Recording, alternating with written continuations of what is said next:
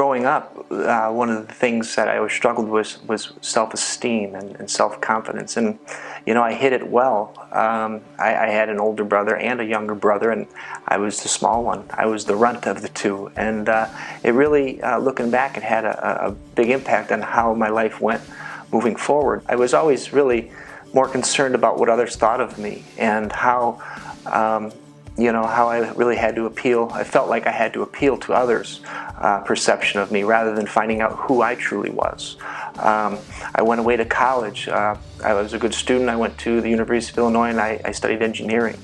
I had no idea why I wanted to go to college. I went into engineering because I was good at math.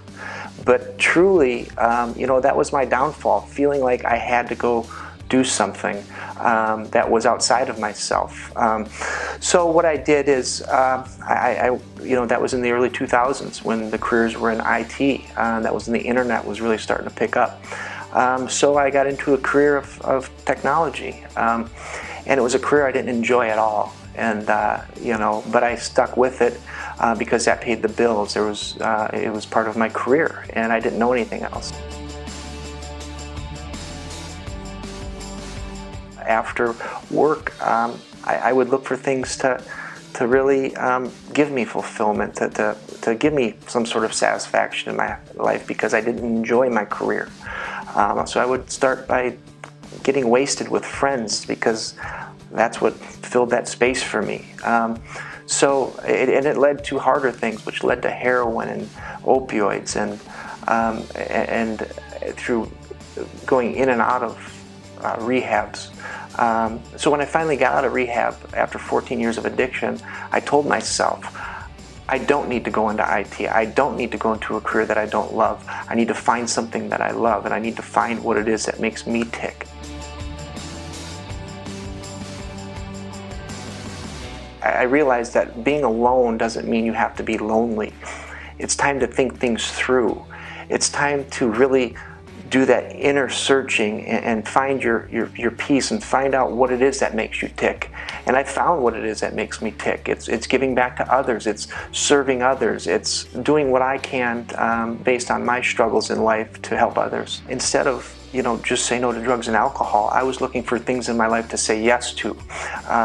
So I wasn't dependent on drugs and alcohol for my happiness. I was dependent on the things that drive me, the passion inside me that drive me, the talents that I know that I have that drive me. And they might not be the same as what Johnny or Jim or Susie have. We're all different individuals.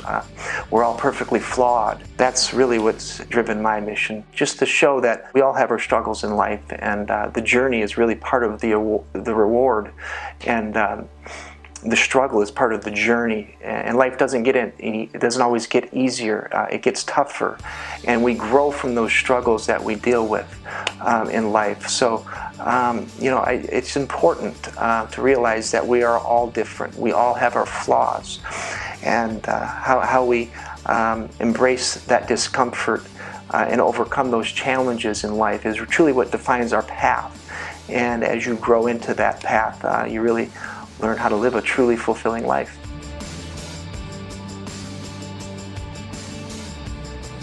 To get by, I was doing some side technology jobs, knowing I didn't want that, for a golf course, and they allowed me to go golfing. So I would take 3 holes, 9 holes, whatever, by myself on the golf course, not to focus on the golf, but to focus on myself and getting in that free space. And I just found a golf course was actually a very good spot to do that. Other places I went, I would go to Starved Rock. I would take walks. I would take walks in the woods whenever I could, and really connect with just the basics of life and truly delve into who I was. Find those spaces in life. Find those times where you have time to think things through. Is that laying out in the pool? Is that taking a walk to the park? Is it taking a walk around lakes? Find something in your community that is your spot, and it's no one else's spot. Life isn't going to get easier. You're going to hit challenges. You're going to see challenges. So find that spot within you now that makes you tick, and find what it is that you want to do with your life, or at least search for what you want to do in your life, and go after it and get that, and leave your mark. And your mark doesn't have to be doesn't happen overnight. What do you want to do while you have this time on this earth?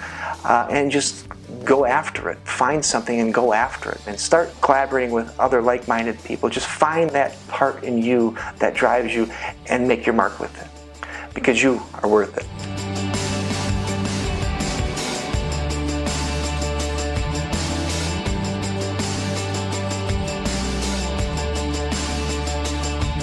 Aruka Worth videos are generously funded in part by the Women Inspired Network, a section of the Starved Rock Country Community Foundation.